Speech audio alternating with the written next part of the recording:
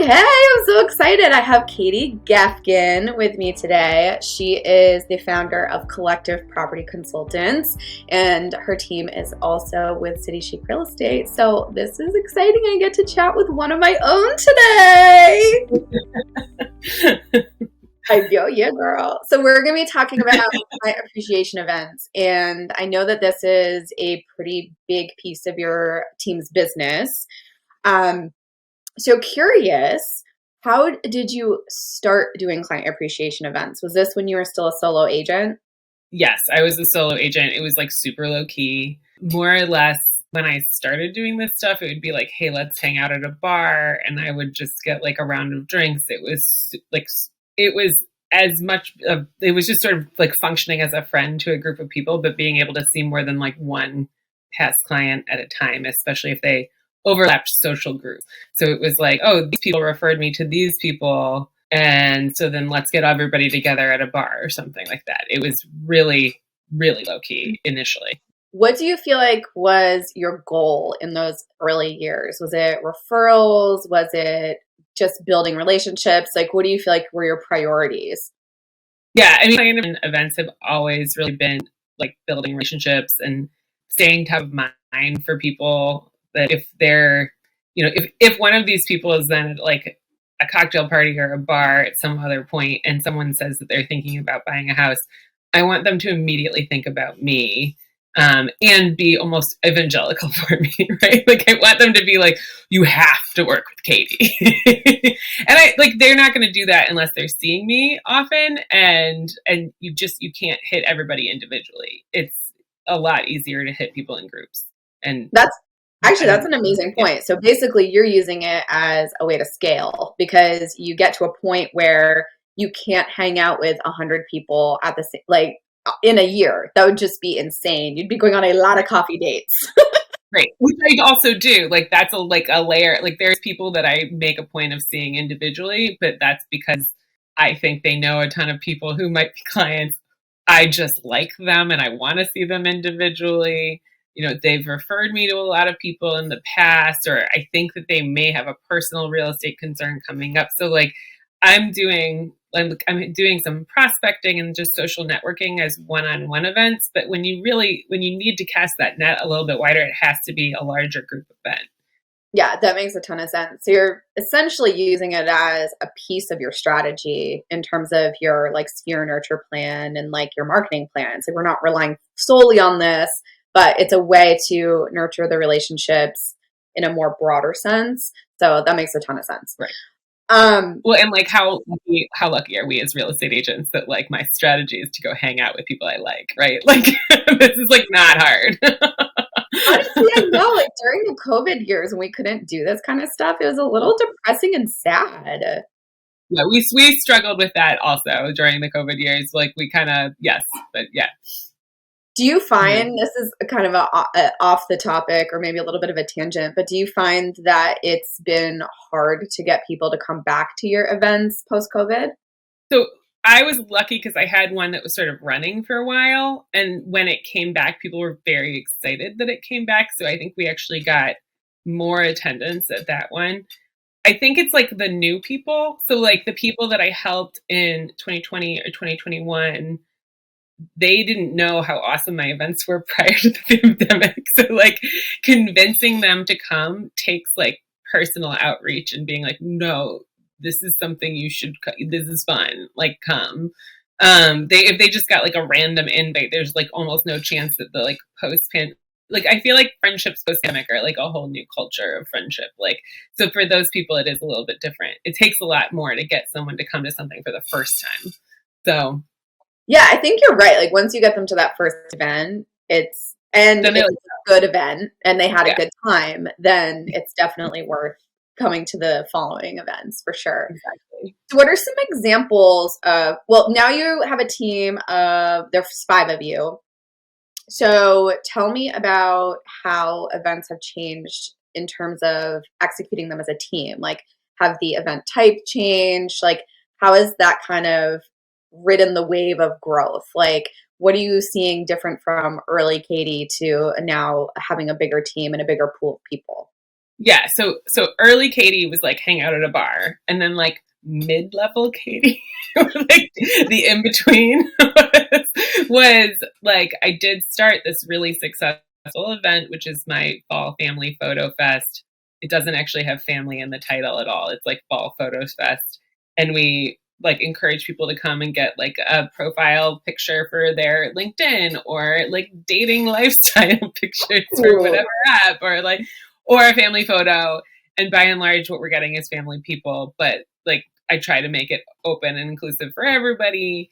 And it's like a smorgasbord of bagels and lox and schmear and all the good stuff and coffee. We always pick a public park to do it in that has like a covered area, a bathroom, and a playground. And then I hire a photographer who does 10-minute sessions with each family who comes through. And I foot the bill for the photographer, I foot the bill for the food. And it's like it started out kind of small and now it's like this huge thing because at the end of it, we out the pictures of people's families to them and it's like their holiday card or their like I noticed like even in like the first year of doing it, the day that people got the photos, I'd see their social media profile pictures change Aww. to that. Yeah, I mean it's like so it's like a real value add for them and they don't have to pay anything. There's not like a watermark. There's no like brandy. And Right. I get to like essentially tailgate with them that day. And so I try to talk to everybody who comes and just have a good time. Like I'm not trying to talk about real estate. I'm just reminding them that I'm fun and that they like me. I'm so fun. So fun. Come hang out.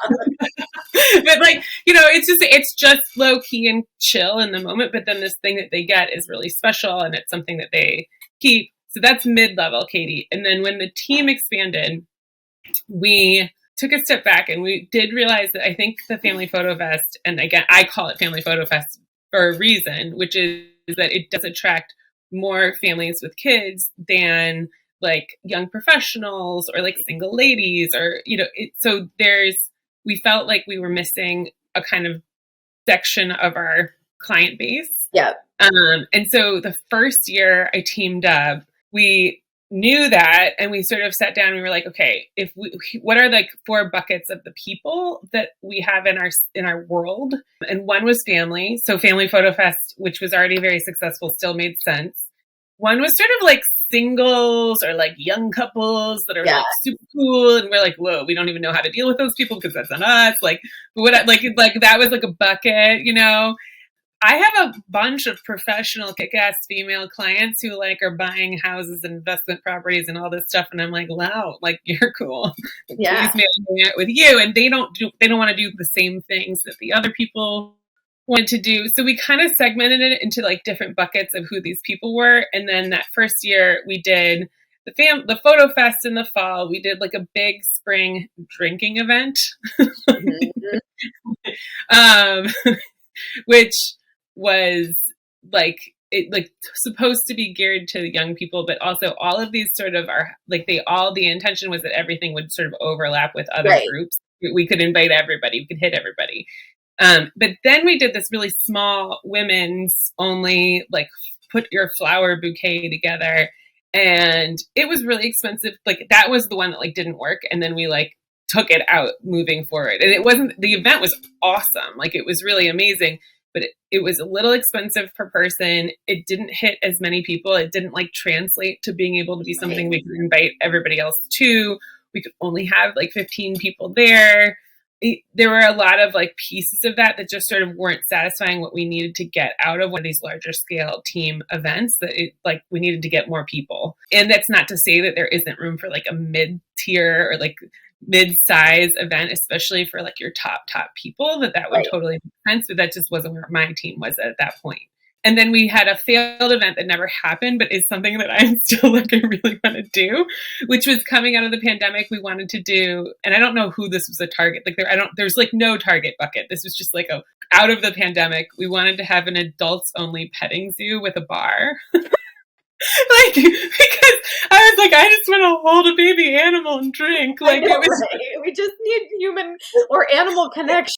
which like it came out of, I went to a birthday party like right as everybody was sort of loosening up, and it was for my daughter who was like 4.5 at the time, but like people had gotten like a petting zoo, and I talked to a lady and she was like, yeah, it's $350 to rent this entire petting zoo.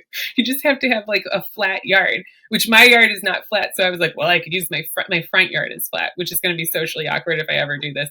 But like, I was like, I am 100% up for like boxed wine and a petting zoo. Like that would be hilarious.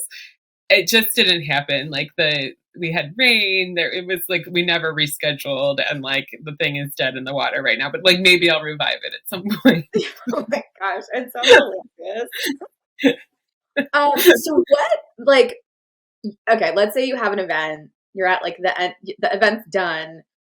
What do you look at as a success? Like looking back on an event, what makes it successful in your mind? Yeah. So it's interesting. Like in some years I'm really great at this, and some years I'm not. But it's about getting an opportunity to be in touch with someone. Like it's not about attendance at Yeah. your event. The event needs to be like fun and great and like, but also like low key. Like if I was so uptight about the event being perfect, then the event wouldn't be fun. So it has to be a good event, but I'm not looking for like 100% attendance or even like 25% attendance. Yeah. What I'm looking for is an opportunity to like touch in different ways. So like e-newsletter, like a paperless post invite, maybe I'm making this up on the spot, but like a personal text or two, maybe even a phone call, which like I'm weird about it. My people are weird about it. But like there's certain people where that might make sense. Like, hey, come on by. Or like a group email where I'm like, hey, you two groups of friends who know each other and you're really tight. I just want to make sure you're on the list because I saw you weren't signed up yet. Like the spots are filling up, but I would like love to see you. And this is something you would like. Like it's not, I'm just reaching out to them about the event and how the event is going to be something that's fun and not about, oh, I sold X number of houses, or like, have you thought about staging when you sell? Like, it's like, are you making a move this year? Like it's like the industry term or like the cliche term would be value add, right? But like I'm calling about something that's it's not a sales call. It's a, hey, let's hang out. And oftentimes that, like, if I text the person, I'm like, hey, I hope you saw this. Like, I know you guys had a new baby this year. Like, you might have not had a chance for like a photo shoot, and this is free, and it takes 10 minutes, and there's lots of bagels, and you should totally come. But you have to sign up soon because like the signups do fill up for our event. And then they'll be like, oh, I saw it. I'm out of town that weekend. And I'm like, oh, bummer. That sucks. Like, how is everything with the baby? And they're like, oh, and they send me a picture of like poop everywhere. And I'm like, this is hilarious. Like, Relatable. do you want to get coffee? Yeah, like, but like the point of this is it's a conversation. It's like maybe I didn't get that conversation in person at the event. Maybe I get it over text at the event. And so when I was saying some years I'm really good at it and some years I'm not, like it does take, like this is the hardest part for me, is like sitting down, like you send the invite out a month before the event or whatever, and then like 3 weeks out you're sending an email reminder and you're sending individual emails to certain people, and then you're sending a text message 2 weeks out, and you're just following up, and like that lead up and those touches are by far the most important part and the thing that like drives success. Because if I can interact with all of my people in like that really cool and authentic and like actually helpful kind of way, like kind of, because booze, come drink, but like it's, that's what the metric of success is. And I find that I've then sort of checked the box on my need as a referral based agent to have interacted with these people, and I get to do it because of the invite. Yeah, I love that. It's the two-prong approach where you get the bonus points for the contact for inviting them, like all the lead up to the event. And then there's also, if they do end up showing up, you get even more extra bonus points with them. So right. I think like oftentimes we're looking for like that way to stay in front of clients or like stay in touch with clients. And this gives you almost a foolproof way of having something of value to give to them without it being sleazy. Yeah. And the other piece is the follow-up, right? Like, so for the people who do, so the most number of people I'm hitting is before the event and talking to people about coming, because most of those people aren't coming. But then after the event, I've interacted with somebody in person. Before the event, I've interacted with someone. They come, I interact with them in person. Then they get the photo, if it's family photo or whatever. Like there's a follow-up, like, thanks for coming or something like that. And then there's often like another follow-up item that I saw them, we were talking about a thing, and I have to remember to follow up. But, and it's like, oh, my dry cleaner is really awesome, I have to send you their Right. info. You know what I mean? Like, but that's another piece of follow-up that's really helpful, and that keeps us connected. And then they go to, book club 2 weeks later, and someone's saying that they're thinking about solos, and I am the person that they will recommend. Yeah. You're not only helpful, but you're also fun and cool and have great events. So fun and cool. All right. So for somebody who has never executed an event before, what are like 1 or 2 pieces of advice you would give to them to do their first event? Yeah. So I would say start small, like pick a group of people that you think is going to get along and do like a, I don't know, 15 or 20 person thing. Like, don't think that you're going to have a 200 person event right out of the gate. Like, that's silly. Don't spend too much money. I think a lot of the reason people don't do events is because the first time they try to do it, they like kind of overshoot the landing. It's like, oh, I'm going to spend $4,000 for this event space that like at least in Washington, D.C., like if you want to rent a space, it's like $4,000. And it's, well, that's just stupid. Like, think about things that are like places that are free. Think about activities that are free. Think about, I mean, honestly, like there's like, you can do tours. This is just an example that's in our town, but like you can do tours at the National Gallery, and you just have to like buy a free ticket. So like you could just get all the 15 tickets for the free tour, and then email everybody out like, hey, like private 15% tour. Yeah. Please meet me this time. Like, you can work with whatever the infrastructure is where you are to figure out like the inexpensive, easy, like already there solution to get a group of people together and give you a chance to essentially talk to more than one person at a time. I think that's amazing. And then also going back to where you were dividing your client base into buckets or demographic buckets. It's like you can think of what would the single lady home buyer clients want to do, or what would the young couples want to do? What would the families want to do? Maybe it's even empty nesters. Like, what would they all be interested in? I remember early on, I did a like paint and sip like event, and it was like very long ago when it was just first coming out, and I was able to book it as a private rental for 25 people. And I just invited all of my single lady client friends, and it was so popular. Like, people still tell me how much fun they had at that event, and it really didn't cost me that much. I think it was $800, and it included the wine. So it was like the wine and the painting. It was great. I mean, that type of stuff is fun, right? Like because nobody cares. People are like, oh, I'm going to have like my Zen painting moment. I'm going to drink some wine, but really it's a social thing, right? So like, yes, it's really fun. It gives you a chance to interact, and people remember it and appreciate it. I mean, it's good.